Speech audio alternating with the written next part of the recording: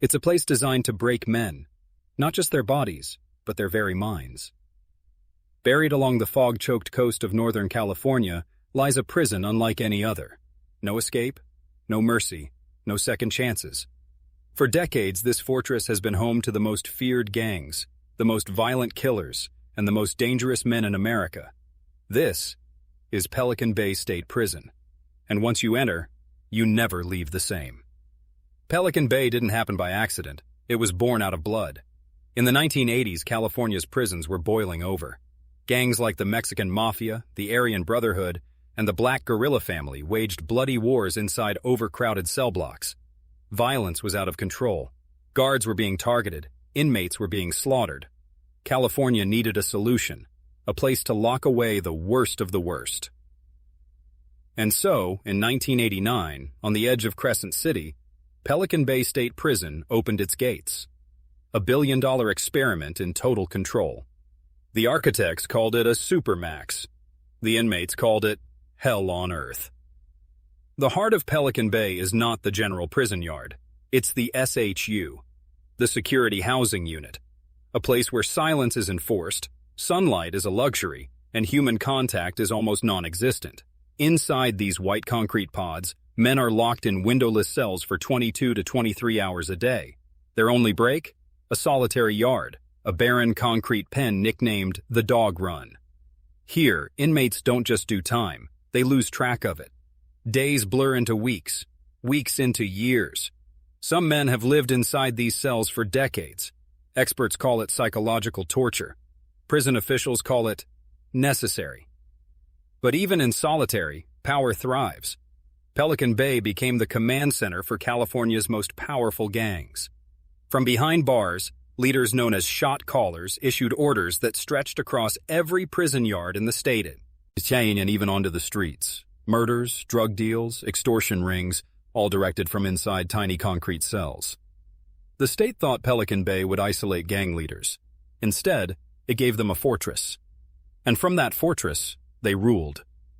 So what is life really like inside Pelican Bay? Imagine waking up in a cell the size of a bathroom. No sunlight.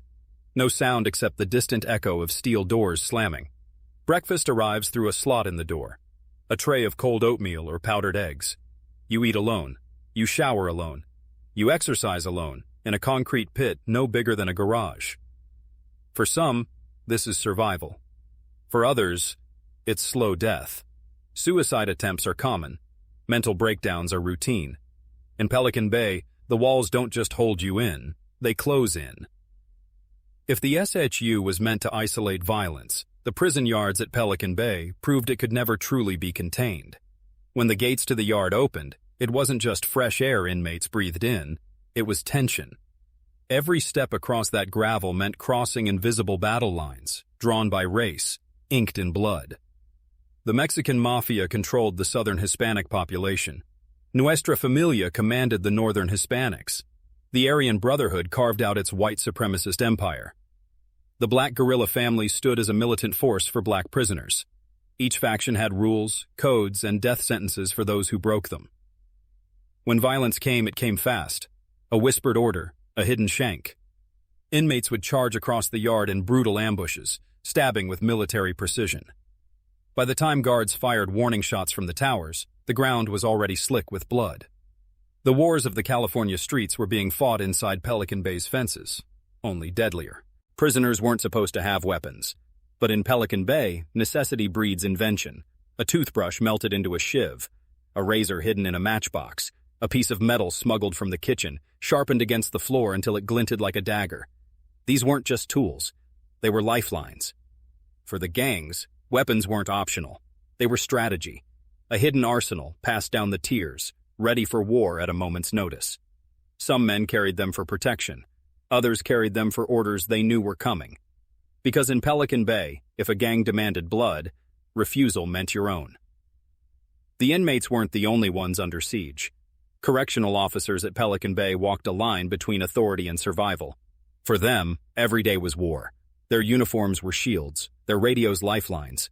They faced not only the threat of sudden riots, but also the invisible weight of psychological warfare. Gangs targeted guards with intimidation. Death threats scrawled on notes slipped under doors. Families stalked outside prison walls. Some officers learned the hard way that power inside didn't end at the gates. It followed you home. You never let your guard down. Not for a second. Because if you do, you don't walk out. Pelican Bay has produced testimonies that read like nightmares. Inmates who spent years, some decades, in the SHU describe hallucinations, paranoia, and a feeling of their souls dissolving. They wrote letters in shaky handwriting, describing shadows that spoke to them, walls that seemed to breathe, and dreams that blurred with waking life. The silence, it eats you. You forget the sound of laughter. You forget what the sky looks like. Doctors call it SHU syndrome. Inmates call it madness. The human mind was never designed to endure such emptiness, but in Pelican Bay, emptiness was the point. By the 2000s, the press, or inside Pelican Bay, had reached a breaking point. Inmates had endured years of solitary, endless wars and brutal conditions. In 2011, they fought back, not with weapons, but with hunger. Thousands of prisoners across California joined a coordinated hunger strike, many led by Pelican Bay inmates. Their demand, an end to indefinite solitary confinement. For weeks, men starved themselves, their bodies shrinking, their voices fading, until the outside world could no longer ignore them. The strike sparked national debate. Human rights groups condemned the SHU as torture. California officials were forced to respond. For the first time, cracks appeared in the walls of Pelican Bay's fortress.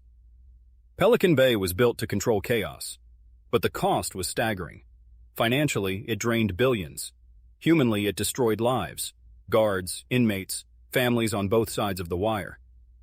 Some say it worked, that without Pelican Bay, California would have drowned in gang violence. Others say it created monsters by caging men like animals, then expecting them to remain human. The truth is, Pelican Bay is not just a prison, it's a mirror, and what it reflects is us. Every prison has legends, stories whispered on the tiers about impossible breakouts, daring escapes, men who slipped past the towers and vanished into the night. But at Pelican Bay, escape isn't just unlikely, it's impossible. The prison was designed like a fortress. Every wall reinforced, every corner watched, every door double-locked. The SHU, the heart of the prison, is buried deep inside layers of security. Even if an inmate broke through his cell, he'd face steel gates, electronic systems, armed guards, and miles of barren ground before reaching freedom. Over the decades, inmates have tried. Some carved crude tools, others plotted tunnels. A few even attempted to scale the razor-wire fences, but no one succeeded. At Pelican Bay, the only thing that escapes is hope. We used to joke, if you can get out of Pelican Bay, you don't belong in prison. You belong in the history books. But no one's ever made it to those pages. Pelican Bay is more than a prison. It's a symbol of how far a society will go to contain its darkest fears. A place where violence, silence, and time itself become weapons. Some call it justice. Others call it cruelty.